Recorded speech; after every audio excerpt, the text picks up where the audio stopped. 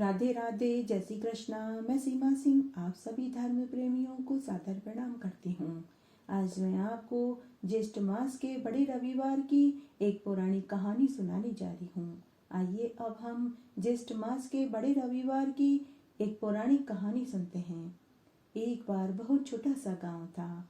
उस गांव में एक राजा की 2 रानियां थी। राजा की बड़ी रानी बड़ी ही धार्मिक प्रवृत्ति की थी। वह हर तरह के व्रत, उपवास और दान पुण्य किया करती थी, जबकि राजा की छोटी रानी बहुत सुंदर थी और राजा को अति प्रिय थी। राजा को छोटी रानी से 2 जुड़वा पुत्र पैदा हुए। दोनों ही रानियां अलग अलग महल में रहती थी। पहले तो राजा कभी कभार बड़ी रानी के पास चले जाया करता था, लेकिन जब राजा को छोटी रानी से 2 जुड़वा पुत्र हुए तो राजा ने बड़ी रानी की तरफ ध्यान देना ही छोड़ दिया। बड़ी रानी ने इसे अपना भाग्य समझकर स्वीकार कर लिया। तब एक बार की बात है, राजा के राजपुरोहित ने बड़ी रानी को दुखी देखा तो वे उनके दुख को समझ गए और उन्होंने बड़ी रानी से कहा कि हे महारानी जी, ज्येष्ठ मास लगने वाला है। आप ज्येष्ठ मास का स्नान करो, महात्म्य को सुनो और ज्येष्ठ मास के बड़े रविवार का व्रत करो। आपकी सभी मनोकामनाएं सूर्य भगवान जरूर पूरी कर देंगे। भगवान सूर्य देव आपकी झोली खुशियों से भर देंगे। तब बड़ी रानी पुरोहित जी से बोली कि हे गुरुदेव, ज्येष्ठ मास के स्नान की क्या विधि है? कौन सी कथा कहानियां सुनते हैं और कौन सा महात्म्य सुनते हैं? और सूर्य देव की पूजा किस विधि से करते हैं और भोजन में क्या खाते हैं? मुझे इनकी कोई जानकारी नहीं है। कृपया आप मुझे पूरी विधि बताइए। तब पुरोहित जी बड़ी रानी से बोले कि महारानी जी, मेरी पत्नी आपको ज्येष्ठ मास के रविवार का पूजन करवा देगी और कथा कहानियां सुनाने महल में ही आ जाया करेगी। तब जब ज्येष्ठ का महीना लगा तो पुरोहितानी बड़ी रानी को ज्येष्ठ मास और ज्येष्ठ मास के रविवार की कथा कहानियां और महात्म्य सुनाने के लिए आने लगी। तब इस तरह समय बीतने लगा। ज्येष्ठ रविवार व्रत में पुरोहितानी गोबर के सूर्य देव बनाती और बड़ी रानी से पूजा करवाती। इस तरह 4 ज्येष्ठ रविवार आए। तब हर रविवार को इसी तरह गोबर के सूर्य देव बनाकर के पूजा करती और पहले के बने हुए गोबर के सूर्य देव को बड़ी रानी महल के एक कोने में रख देती। तब जब आखिरी ज्येष्ठ मास का रविवार का दिन आया तो पुरोहितानी बड़ी रानी के पास जा रही थी तो छोटी रानी ने बड़ी रानी के महल में जाते हुए पुरोहितानी को देख लिया। तो छोटी रानी ने पुरोहितानी को खुद के महल में दासी को भेजकर बुलवाया और जब पुरोहितानी छोटी रानी के महल में आई तो छोटी रानी ने पुरोहितानी से पूछा कि अरे पुरोहितानी, तुम बड़ी रानी के महल में क्यों और किस लिए जा रही हो? तो पुरोहितानी ने छोटी रानी को पूरी बात बताई। तब छोटी रानी ने पुरोहितानी को भड़का दिया कि तुम 1 महीने से बड़ी रानी को ज्येष्ठ मास में पूजन करवा रही हो और ज्येष्ठ मास की कथा कहानियां और महात्म्य सुना रही हो और साथ ही हर रविवार को अलग से सूर्य देव भगवान की पूजा भी करवा रही हो। बदले में बड़ी रानी तुम्हें क्या दक्षिणा देती है? तो पुरोहितानी ने कहा कि मुझे उन्होंने अब तक सीधे के अलावा कुछ नहीं दिया। तो छोटी रानी ने पुरोहितानी से कहा कि आज तुम उनसे मुंह मांगी दक्षिणा मांगना। उसके बाद पुरोहितानी बड़ी रानी के महल में गई। जाते ही पुरोहितानी बड़ी रानी से बोली कि महारानी जी, मैं 1 महीने से आपको ज्येष्ठ मास के महात्म्य और कथा कहानियां सुनाने के लिए आ रही हूँ। आपको ज्येष्ठ मास में रविवार का पूजन भी करवा रही हूँ और ज्येष्ठ रविवार का पूजन और कथा कहानियां अलग से सुनाती हूँ।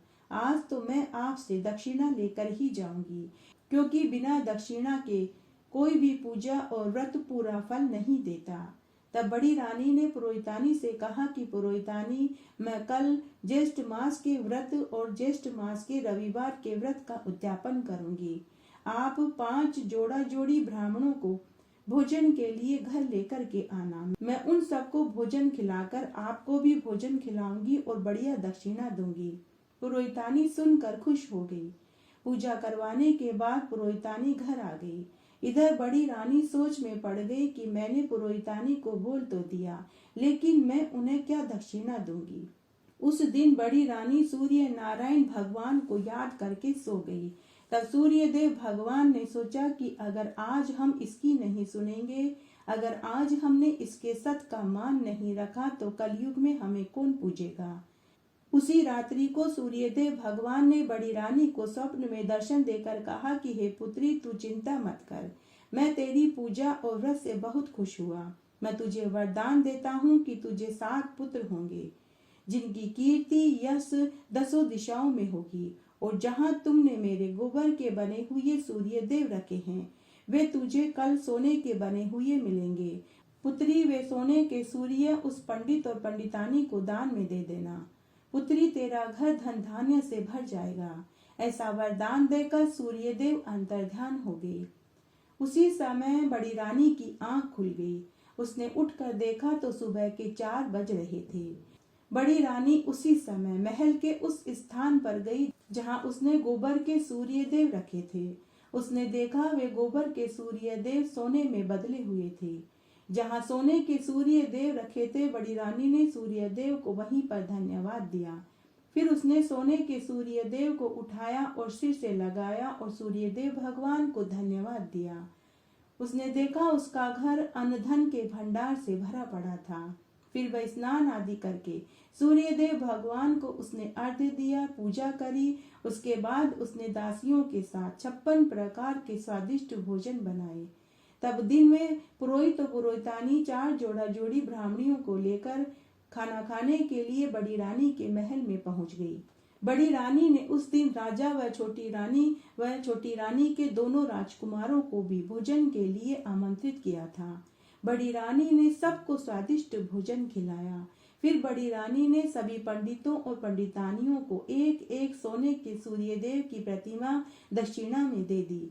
सोने के सूर्यदेव देखकर राजा व छोटी रानी ने पूछा कि ये सोने के सूर्यदेव की प्रतिमा कहाँ से आई।